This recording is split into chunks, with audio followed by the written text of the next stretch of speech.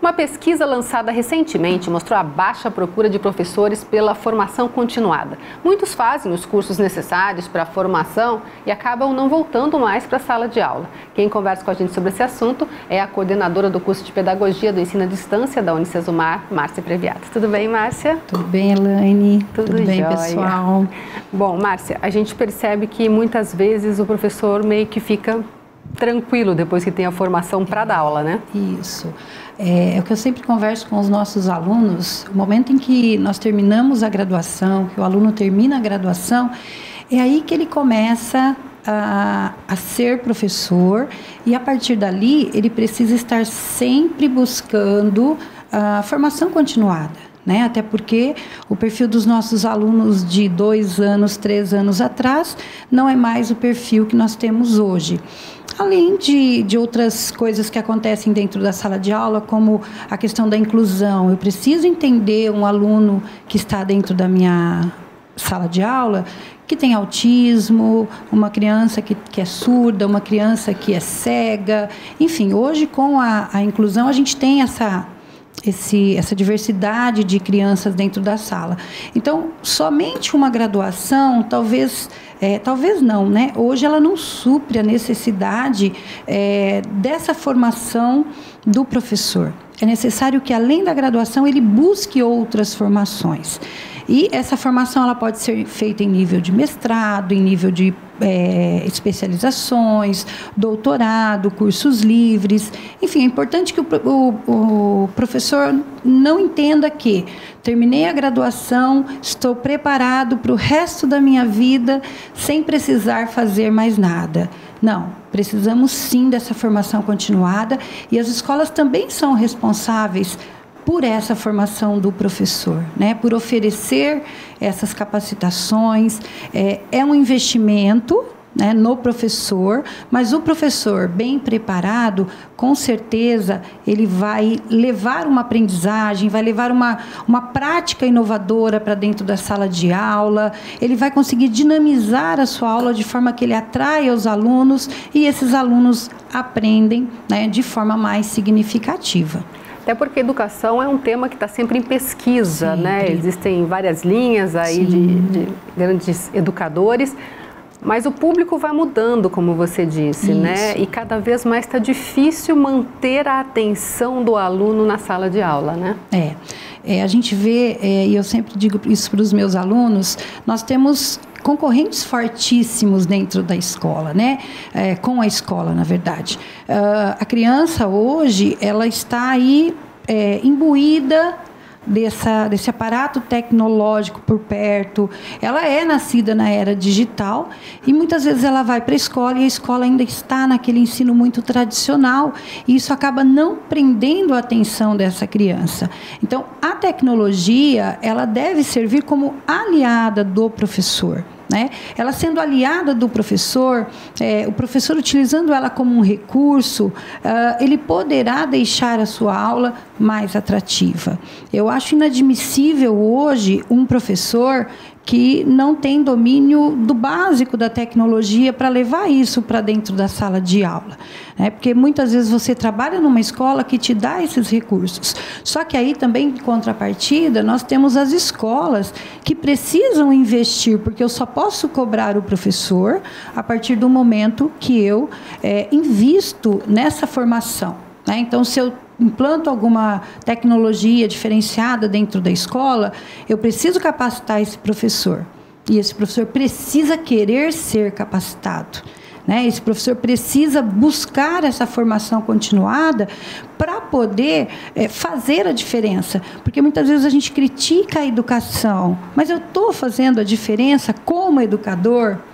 Eu estou lá dentro da sala de aula com uma aula diferente, com uma aula dinâmica, com uma aula atrativa, né? Eu estou me capacitando, me renovando, porque hoje nós estamos dando aula e se a gente liberar o celular dentro da sala de aula, enquanto você está falando aqui, a criança já está pesquisando sobre aquilo que você está falando. Então, hoje a informação, ela está muito próxima da criança. E qual é o papel da escola e qual é o papel do professor?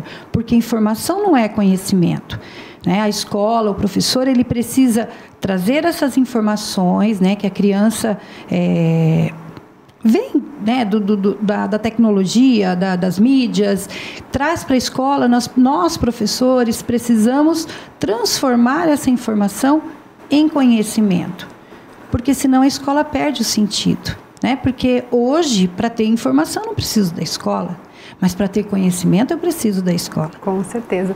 Márcia, o pessoal sempre fala que o estudante, o aluno, quando ele não gosta de alguma disciplina, é porque ele não entendeu e porque a aula não foi bem dada.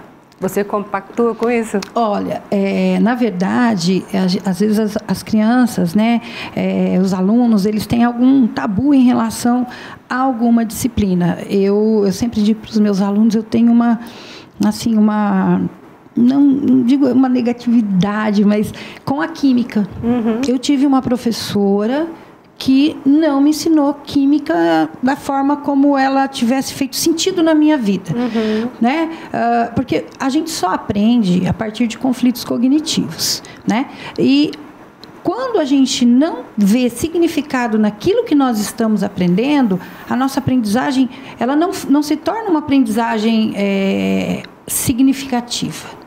Uma aprendizagem que realmente a gente internalizou. Né? Então, essa aprendizagem, para ela ser significativa, ela precisa fazer sentido. Por que eu estou aprendendo? Então, toda vez que nós estamos ensinando, é importante que a gente diga para os nossos alunos aonde ele vai usar aquilo, por que ele precisa aprender aquilo. Né? Porque a partir do momento que ele entende o porquê que ele tem que aprender aquilo, aquilo se torna algo mais fácil para se aprender, né? Porque aquilo que você gosta é muito mais fácil de você agora, aprender. Se não entendeu, rejeita, né? E vai aumentando essa rejeição. Isso. A gente fala que a formação de leitores, por exemplo, né? A gente diz assim, a gente se depara com várias mães dizendo, mas o meu filho não gosta de ler. O que eu faço para o meu filho gostar de ler, né? E eu sempre digo, vocês são leitores, os pais, né? Porque os pais são os primeiros educadores.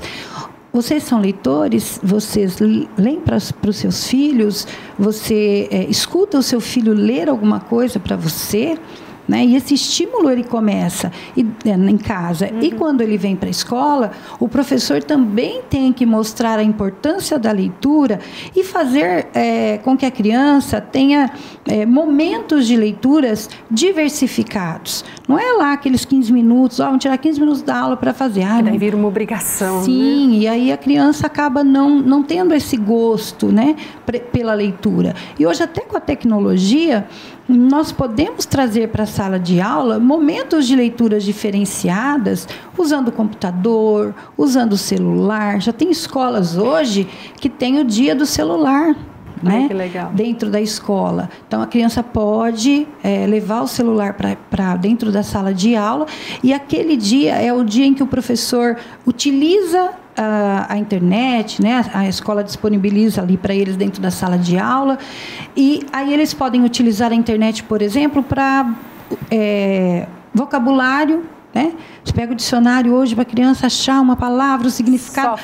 Sofre. E no celular é muito rápido. Põe na busca, acabou. Né? Vamos fazer uma pesquisa sobre determinadas coisas. Olha, vê aí o que você achou. E o professor vai anotando no quadro. Então, a gente precisa criar mecanismos e práticas que façam com que a criança, ou que o adulto, né? Nós somos professores universitários e nós passamos por esse desafio também de prender a atenção dos nossos alunos.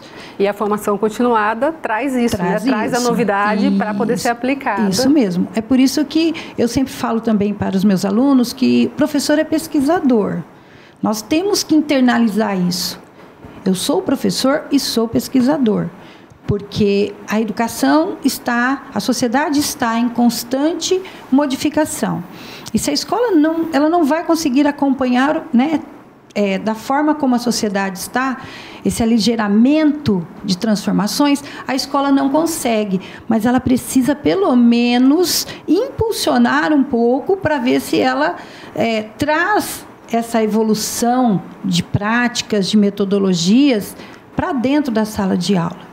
porque, como a gente falou, as crianças hoje, né, no seu tempo, no meu tempo, nós aprendíamos de uma forma, né? E eu digo sempre, eu tenho um livro sobre metodologias da alfabetização, que eu falo sobre o uso da cartilha.